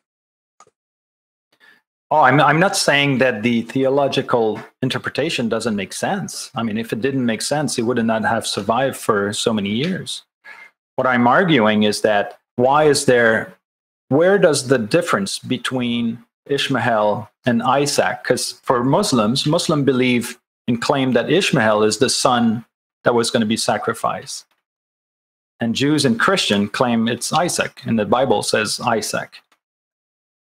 So why is there disagreement on the name of the son? I mean, I'm not a Muslim. I'm not a scholar in Muslim religion, but as I understand it, Ishmael is traditionally speaking, is supposed to be the father of. I'm going far afield. The nation. The Arabs. So, right. But wouldn't that make sense? Why wouldn't that make sense? Oh, it makes sense. I mean, again, if those interpretation didn't make sense, they would not have survived, right? So obviously they're still there and they're argued, and I mean they're valid. I just find it, for me, it's just again, when you if you take the interpretation of immortal Lord, it also makes sense, to understand that why there is discrepancy at that particular point, why they agree on everything else in the story but disagree on that particular point, and why the text is not as clear that Isaac is the son of Abraham as Ishmael is, and why the text is so, doesn't say that the Spirit of God visited Sarah to make her, to help her become pregnant. No, he visits her in the tent after asking Abraham, where is she? And she becomes pregnant 9 months later. Can I just break in here? If we're talking about Sarah, even going by your revised dating for the Hebrew Bible, she would, you're saying, be 54 when she conceived Isaac. Is that not almost as fantastical and impossible as the Lord God coming down and allowing her to become pregnant? Because I'm not a biologist. I don't wish to claim any biological training past age 16, but 54 is old for a modern woman to conceive a child. Absolutely. It seems beyond the realm of possibility for ancient women. Well, I mean, I would, the only argument I would say is that, you know, I don't think biologically speaking, women today are much different. They're maybe better fed, healthier, and all that, but biologically we live a hell of a lot speaking, longer though, which means that we have a lot longer to bear children. The odds, Maggie. Sorry, I have to jump in here, right? Because my mind immediately jumps to Egypt for all of this. But I actually, because I have to deal, like I do chronology, right, in my work. And the question of how old a woman could be in the ancient world and still have a child is one that I've only ever seen addressed through studies of modern natural fertility communities. In other words, communities in the modern world where women live under conditions as close to an approximation as we can get of the ancient Near East and where they don't practice any form of birth control or assisted reproduction. Modern women who have children at 54 are inevitably having assisted reproduction techniques used, right? And they're usually using donor eggs.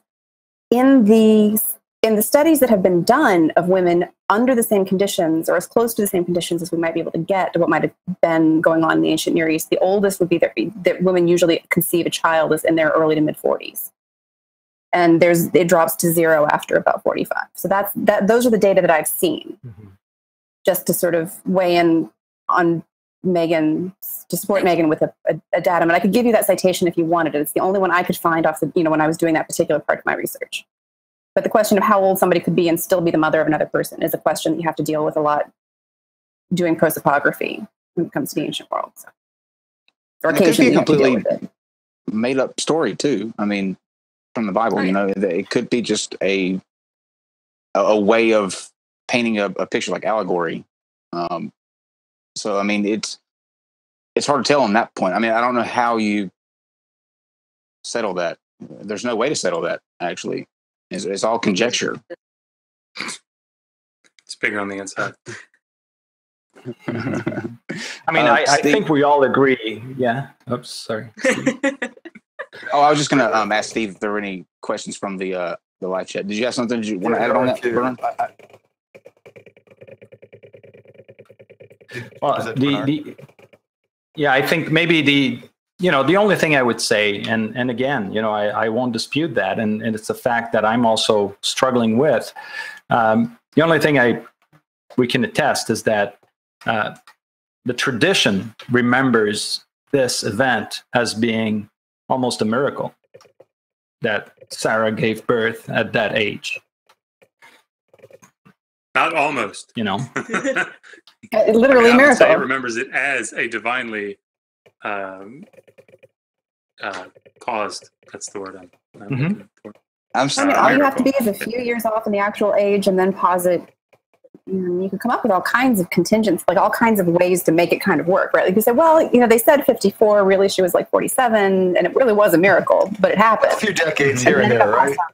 Yeah. Well, no, you just a couple. We're dealing with human timescales, right? 5 years, one way or the other, can make or break an argument if you can find them. That's true. I mean, that's true. There have stories about older women getting pregnant. I mean, in their 50s and 60s, even. So it can biologically happen. It's just an outlier. Very rare. It's just very, very. But very, the point. very, very, I think that's the thing that we're missing here is the point of the text. The reason that they're saying her age. I mean, that's the whole purpose of it, is to say, look how old she is. She's past the age of giving birth. In fact, later texts talk about that. That's the reason why. She was past childbearing age. She's so far past it that we're going to make sure we give you a number that's completely impossible. We're not going to say she was 47 Yeah. She was in her Or late 52. Methuselah was what, 900 and something? 90 some odd, right? Yeah. How old was Methuselah? Like 900 and...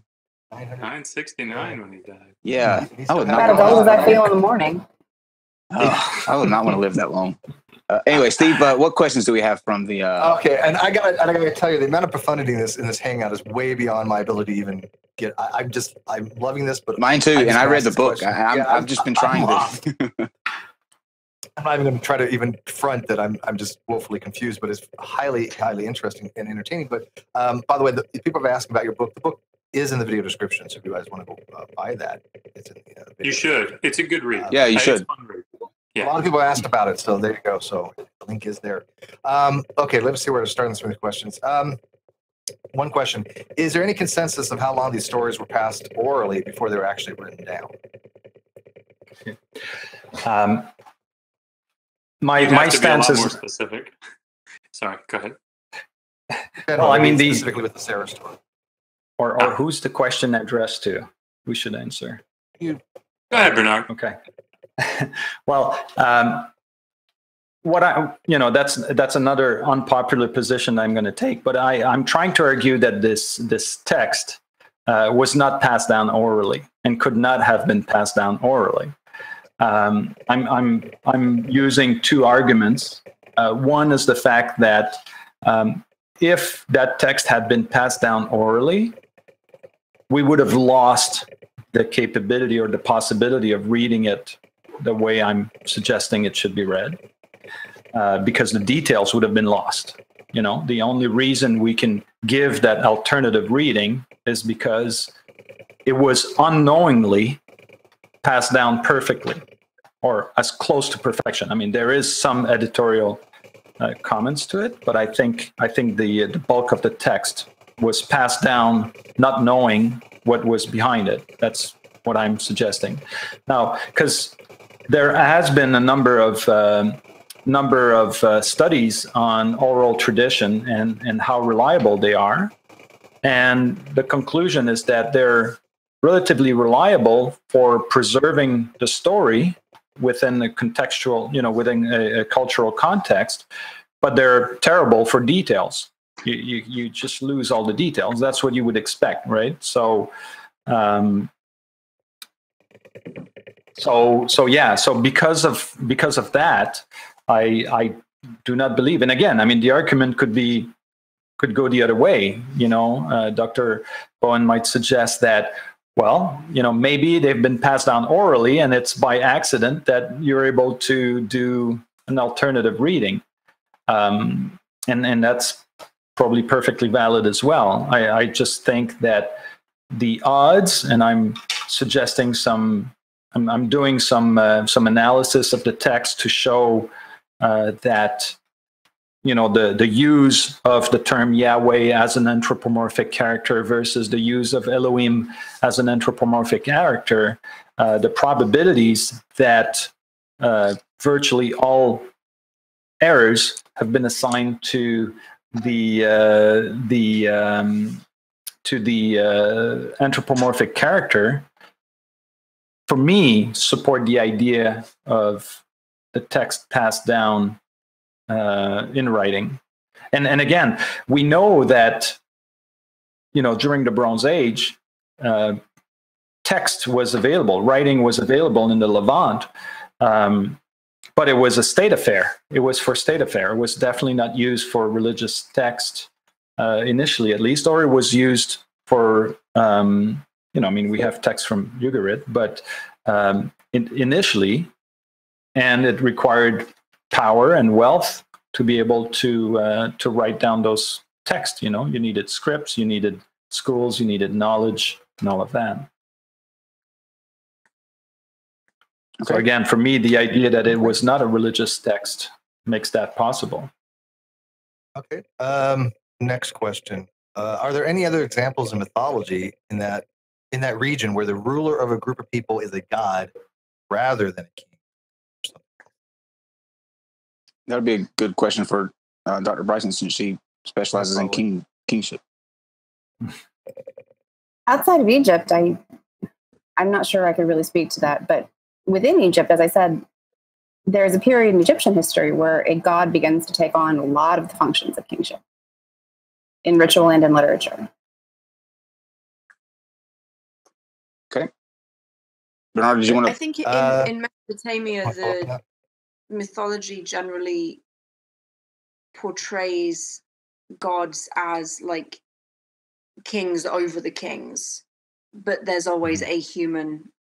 I say always, to my knowledge, there's always a human king as like an intermediary layer between the rest of the people and the god. I mean, even speaking back in what they consider to be these, prehistoric or whatever periods, Enmerkar and the Lord of Arata, we just did a summary of it. Both Enmerkar and the Lord of Arata, these kings over Uruk and Arata, respectively. Obviously, the Lord of Arata is over Arata. Sorry. Anyway, they're vying for the affection or for the patronage. Thank you, of Inanna, right? And so she's ruling, but she's not doing it herself. She's saying, yes, I favor this king or that king over this particular area. So, yeah. And in Egypt, there are still kings or representatives of the gods. So the high priests of Amun, who themselves take on some of the trappings of, and in some cases, mostly all of the trappings of actual kingship are there. It's just that Amun is described more functionally as a king, and the high priests are the ones who are sort of serving as his interface, as kind of para-kings with the world. As the closest one I can think of is Egypt. Makes sense. All right, I think we have two more. Two more. So, Bernard, somebody had asked if, when you thought of your hypothesis in this detail, have you considered what the biggest counter argument would be? I tried to list them in my preface, and I think we're having them tonight. Well, there has to be more, of course, but yeah, I think the fact that I've got a lot of arguments in favor, but taken individually, they can all probably be taken down quite easily. Because my biggest challenge is that I found nobody who has investigated this possibility. And so there's a lot of groundwork that has to be kind of investigated. And I'm a single guy, and I don't have a PhD, and I've got a full-time job and everything, So this is, for me, this is just a weekend and evening, questions that I've been trying to answer as best as I could, but obviously there's lack in it. The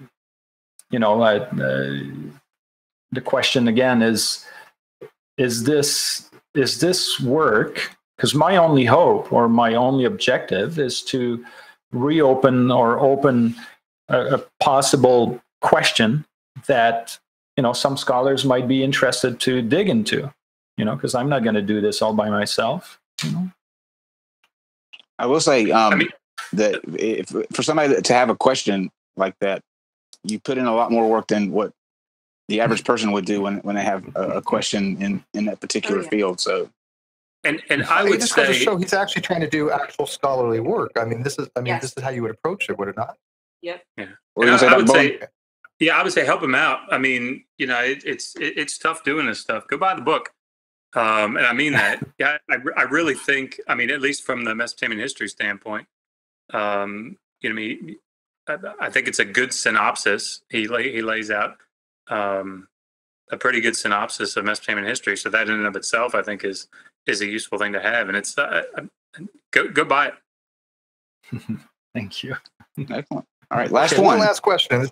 Last one is to all you fine, intelligent, brilliant people.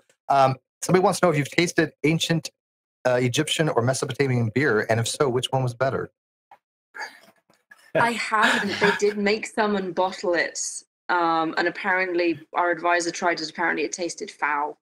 So yeah, Wasn't it Dogfish Head? Yeah, I think they made did the series. They did like an run ancient of Chinese and Mesopotamia. an Egyptian. Yeah, they knew. They Dogfish figured out Head's how good. the recipe was, right? They found out how to make actual Egyptian beer. Did they not? Yeah. The difficulty with making Sumerian beer. We have I don't remember about Egypt, but we have a beer deity in Kasi, and so we have texts, actual beer texts. Where you have recipes. And do you guys have that in Egypt? Not that I can think of off the top of my head. Not a specific recipe. I mean, We know how it was made. Yeah. I mean, we have like tablets that actually have the recipes on it. Proportions and yeah. That is awesome. What would be so bad about it? I'm just wondering what makes Of it all the foul. things- And what would be alcohol content? Oh, I mean, those are very specific texts to work through. The problem is that I'm certainly, Megan will attest to the fact that I am not a chef in any way. Well, but you I have one can- right here. There you go. Well, I can imagine then, There you go, Kyle, It's a that new job messing for up you. one of the ingredients just a little bit could be very problematic for the overall flavor of the drink. And I think, with Sumerian texts, although we understand the language very well, it's not perfect, and it's certainly not, like reading Hebrew or something or Greek or whatever. So There's some debate over what specific ingredients might be. yeah, and particularly with foodstuffs, I mean, it's just difficult. So I think when they made it, They may or may not have done it correctly. He probably would have recognized what we would be considering beer at this point. Yeah. But Yeah. Yeah, it would have been a fun video to put on YouTube. Yeah, I was going to say try that. Brew That'd be a cool recipe Sumerian book, beer. too. I would That'd be a cool totally do recipe that and book try too. it. Okay, well, that's all the questions. I want to thank each and every one of you for joining us. We will get Dr. DiMattei to answer your biblical questions on that end. So now we will turn it back over to you guys to plug your channels, plug whatever you've got coming up. If you're doing something exciting, just say goodbye, whatever you want to do. A cool quote that anything like that. Bernard, we'll start with you. Well, first I want to, definitely thank Digital Hammurabi and Dr. Bryson for taking the time to read into my work, consider it seriously, and share their thought. I really appreciate that. And, I think the only thing I would say is that what's been motivating me to do this work, and it's been a lot of energy indeed, is the fact that some people still take this book as if it was dictated by God. And I think that even if we succeed in putting a slight little doubt in the fact that maybe it could have been something different, and if we can stop them from killing each other by being so convinced, I think we would have made a step forward. And so that's all I'm trying to do. Just try to seed doubt, and if we can succeed, then great. So thank you very much for helping me, and I've got some good thoughts and things that I'm going to have to look into some more and consider. So I appreciate that. Thank you very much. Excellent. Because doubt is a virtue, we decided. That's a little swipe at Steve. Sorry. All right, Digital Hammurabi. we should have ended with Bernard's statement there. That was pretty I'm deep. not sure. How Yeah, that was well put. Well put, Bernard. I would say, thank you for putting yourself in the hot seat like this. Yeah. And it takes a lot of courage and intellectual honesty. And there are a lot of people that don't have it, frankly. And I think you handled yourself very well. So kudos to you. I will take a second and plug our channel, Digital Hammurabi, on YouTube. We have the one thing that I'll talk about is we just started our Sumerian class, learning to read Sumerian. And so we have 2 students right now that are brilliant if they're watching, and dedicated, and they're working really hard. But it's actually a lot more attainable than you might think. So you have one-on-one access to me, and we do. Who doesn't Google. want that? We have Google Hangouts. Megan will pop in from time to time, so that makes it worth it in and of itself.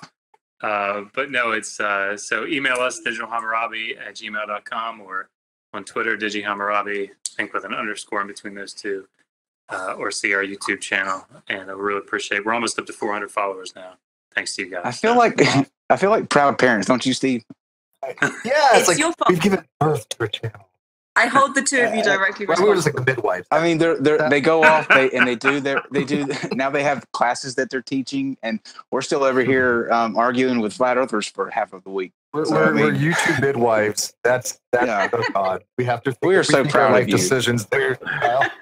Our life We're so choices proud of have you. led us here. Okay. All right, and last but definitely not least, Dr. Bryson.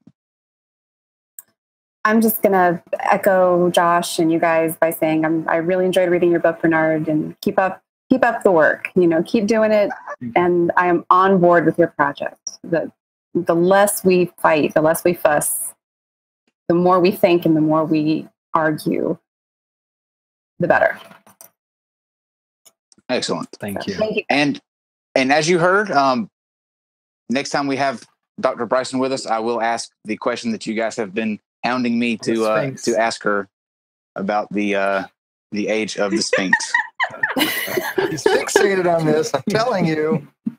We're gonna need a bigger boat. We're gonna need a geologist and an Old Kingdom expert. All right. Good night, everyone. All right, guys. Yes. Have a good night. We'll see you tomorrow back here at 8:00 for Mark Seidel.